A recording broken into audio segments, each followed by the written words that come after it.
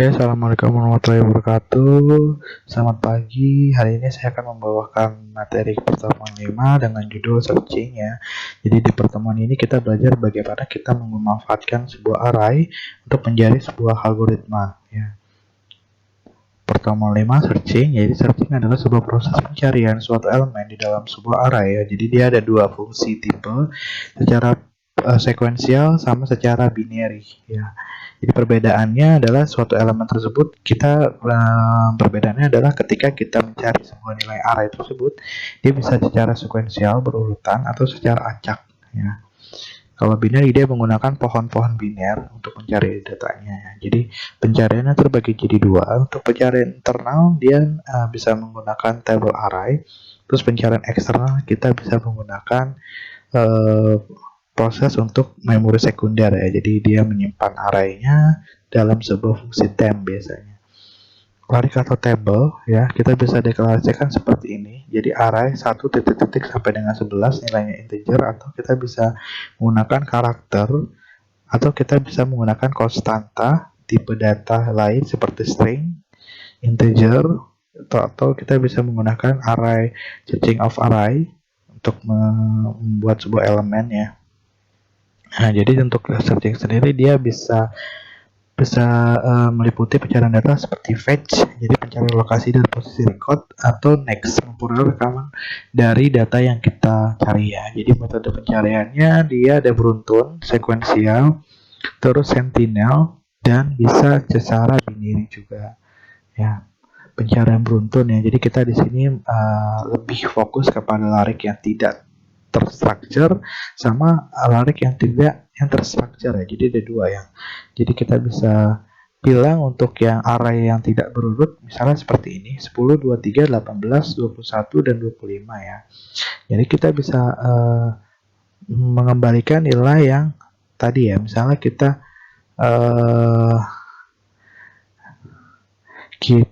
cari nilai X nya misalnya 21. Ketika kita periksa maka 21 itu akan ada di posisi ke-4 dari sebuah indeks array tersebut ya. Jadi dia mencari datanya secara tidak terurut ya. Kemudian kita bisa ada case yang kedua ya. Jadi ini ada 25, 36, 2, 40, 0, 69 dan sebagainya. Jadi kita inputkan, ketika kita cari misalnya data yang ke-0 itu dari posisi berapa, misalnya dia ada di indeks ke-4, data ditemukan. Tapi kalau misalnya kita cari 3, pasti dia akan mengeluarkan data tidak ditemukan, karena dia akan memprocessing by one dari sebuah algoritma tersebut ya. Nah ini contohnya, ini contoh pseudocode-nya ya. Jadi kalian bisa baca ini ya untuk proses pencariannya.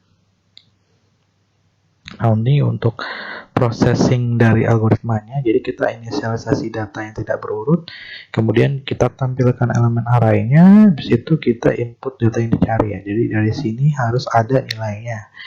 Ya, ketika kita bandingkan ternyata datanya ditemukan, berarti datanya ada. Tapi kalau misalnya enggak, karena di sini enggak ada kondisi data tidak ditemukan, maka dia akan langsung close program.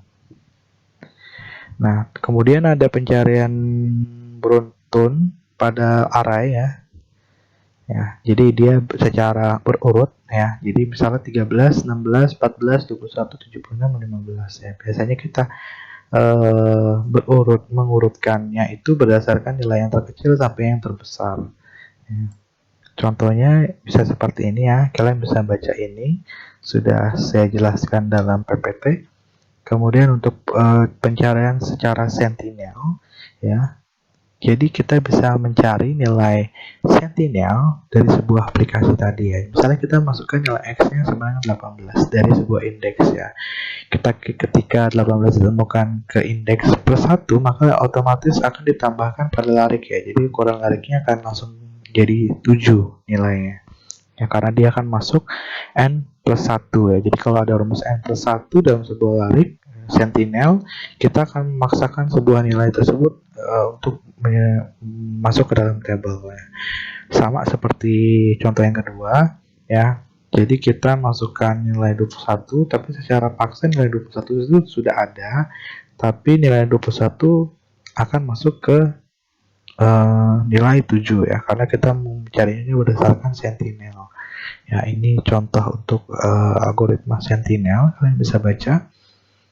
Nah, kemudian untuk langkah-langkah binary, jadi biasanya kita memposisikan nilai awal itu dari 0 dan posisinya akhirnya adalah n. Jadi n itu merupakan nilai yang tidak terhingga. Jadi dia sesuai indeks ya. Jadi belum tahu dia variabelnya berapa. Ya, kemudian baru kita cari dengan posisi awal ditambah posisi akhir dibagi 2. Jadi ini untuk posisi binernya kita cari dengan rumus seperti ini. Nah, kemudian datanya itu dibandingkan dengan data tengah. Jadi jika sama, data ditemukan. Jadi prosesnya selesai. Tapi kalau data tengahnya tidak ditemukan atau lebih kecil, maka dia akan balik lagi ke posisi awal. Jadi dia akan mengambil nilainya 1. Jika lebih besar, maka dia akan ditambahkan 1. Jadi kalau lebih kecil nilai diambil 1, kalau lebih besar ditambah 1. Begitu seterusnya sampai program tersebut menemukan data yang dicari. Nah, ini contoh programnya, kalian bisa buat masing-masing di dalam laptop kalian. Ya, baik, untuk pertemuan 5 selesai. Jika ada yang bertanya, silakan melalui forum.